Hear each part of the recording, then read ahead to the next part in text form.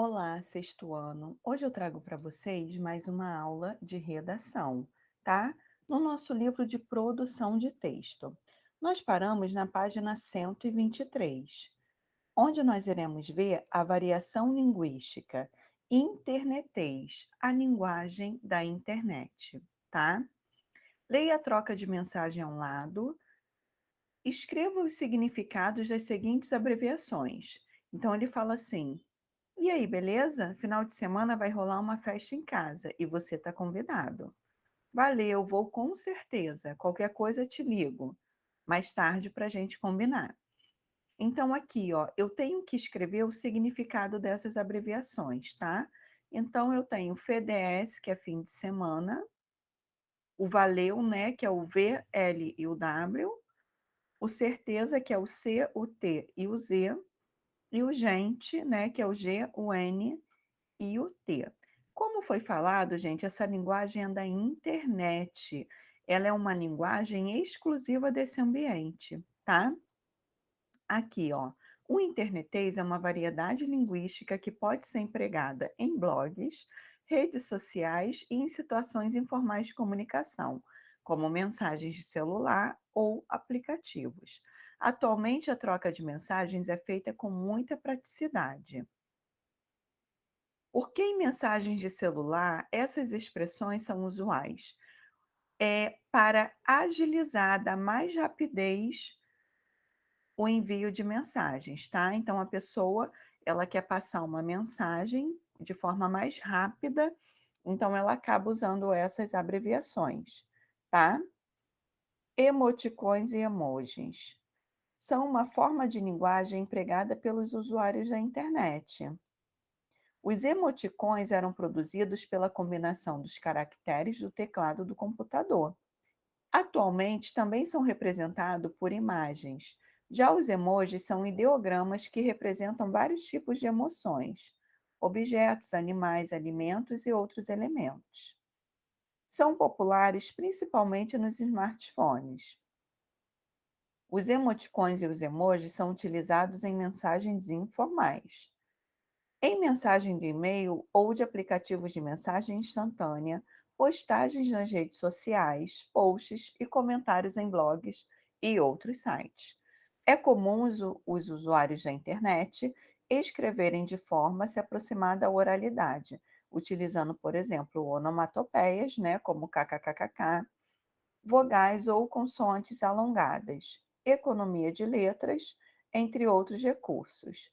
No entanto, é importante destacar que a linguagem empregada pelos usuários da internet é aceita no universo da internet.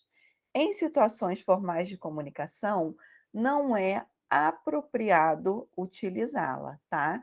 Então, não vamos esquecer dessa dica aqui. Ah, eu vou fazer uma prova, uma redação, vou usar esse tipo de linguagem. Não, não é recomendado, tá? Variação regional. A variação regional refere-se à diversidade linguística empregada. Por exemplo, entre uma região e outra do Brasil, entre o português brasileiro e o português de Portugal, ou entre os países lusófonos, tá? Então, a gente sabe que o nosso território brasileiro, ele é imenso, né, são muitos estados, então com isso, há uma variação linguística, há uma variação desse português falado, né, escrito. Então vamos lá, observe a tirinha a seguir. "E aí, Artuzinho, tá gostando de empinar a raia?" "Prefiro o meu aviãozinho eletrônico." "E aí, você já ouviu a palavra raia?" Pelo contexto da tirinha, a que ela se refere? Então, a gente sabe que aqui no Brasil refere-se a um brinquedo, tá? Que voa de acordo com a intensidade do vento. Como esse objeto é chamado na região em que você vive? Bom, aqui a gente chama de pipa, né? A gente está acostumado.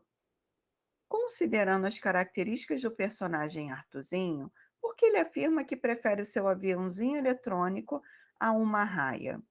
Porque ele está acostumado com brinquedos mais sofisticados, né, e não sabe como brincar como uma raia. Ao longo de todo o Brasil, há diversas palavras empregadas para se referir à arraia. Faça uma pesquisa e liste alguns exemplos, ó. Então vamos lá.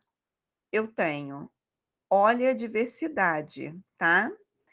Curica, cângula, jamanta, pepeta, casqueta, cambeta, tudo isso usado na região norte.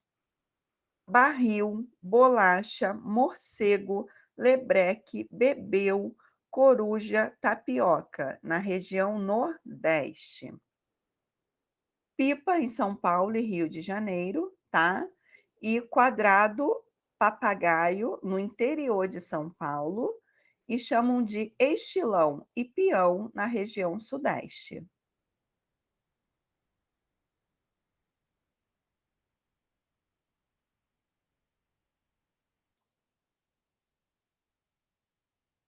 Agora nós vamos ver o que nós chamamos de variação social, tá?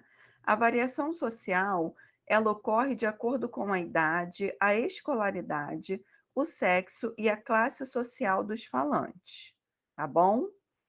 Então eu tenho aqui, ó, preparem-se, amanhã vamos ao jardim zoológico. Oba! Vamos soltar os bichos. É só gíria, professor, é só gíria.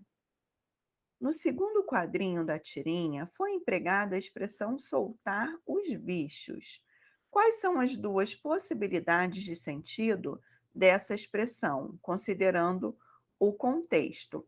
Então, na língua portuguesa, a gente tem o que a gente chama de sentido figurado, tá? E o sentido real, literal. Então, quando ele falou que ia soltar os bichos, ele estava falando no sentido figurado, ele ia aprontar, ele ia aproveitar, tá? Então vamos lá, ó. Sentido um, libertar os bichos do zoológico. Sentido 2, fazer bagunça, tá? Com qual sentido o menino maluquinho emprega essa expressão? Com o sentido de bagunçar. Geralmente, essas expressões são empregadas no dia a dia por qual grupo social? Elas são mais utilizadas pelos jovens, tá? Embora as gírias sejam vinculadas ao grupo social dos jovens, alguns adultos ou até idosos podem empregá-los também, tá? Dependendo do contexto que está inserida essa conversa, ok? E você, no dia a dia, que palavras costuma empregar com o mesmo sentido das expressões da tirinha? Aí é pessoal, tá bom? Expressões, ó, posso falar, morrendo de fome, né, o sentido as gírias que a gente usa mesmo já é: "Vou meter o pé", tá. Aí é com vocês. Expressões como soltar os bichos são empregadas em situações comunicativas mais ou menos informais? Menos informais, tá. Pois caracterizam uma variedade linguística de um grupo, usada em situações mais descontraídas.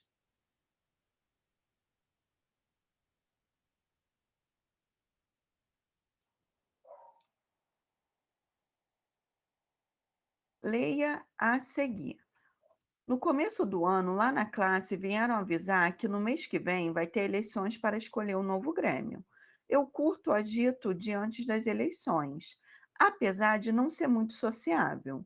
Formam-se montes de grupos, todos se registram com nomes mais malucos possíveis e bolam campanhas doidíssimas. Agenda séria poucos têm, mas a farra é geral. Este ano fui convidada para fazer parte de um grupo. Fiquei meio com medo de me expor, mas aceitei.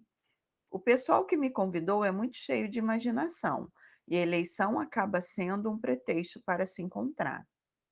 É possível concluir a frase da vida a qual a narradora, pertence?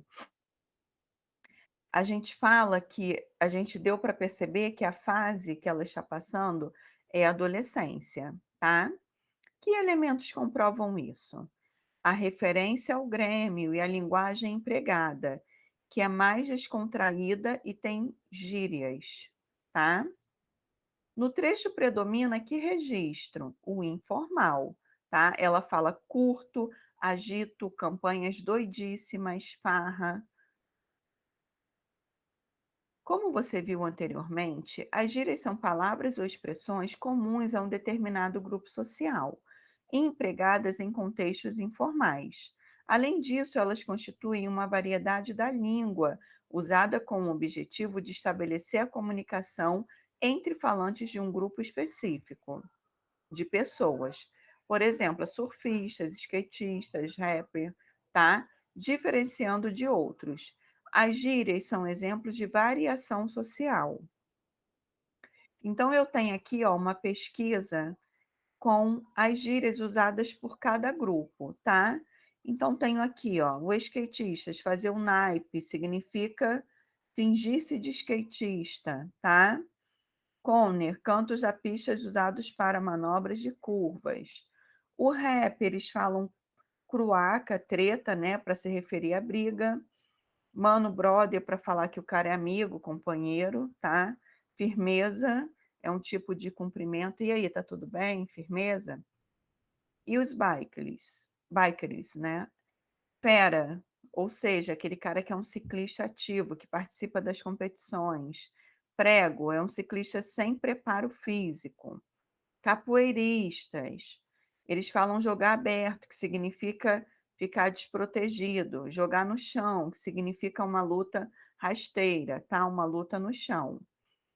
Então, essas são as expressões, tá? Então, eu vou deixar como sugestão de atividade a página 128, ok? Agradeço pela atenção de vocês. Até a próxima aula. Tchau, tchau.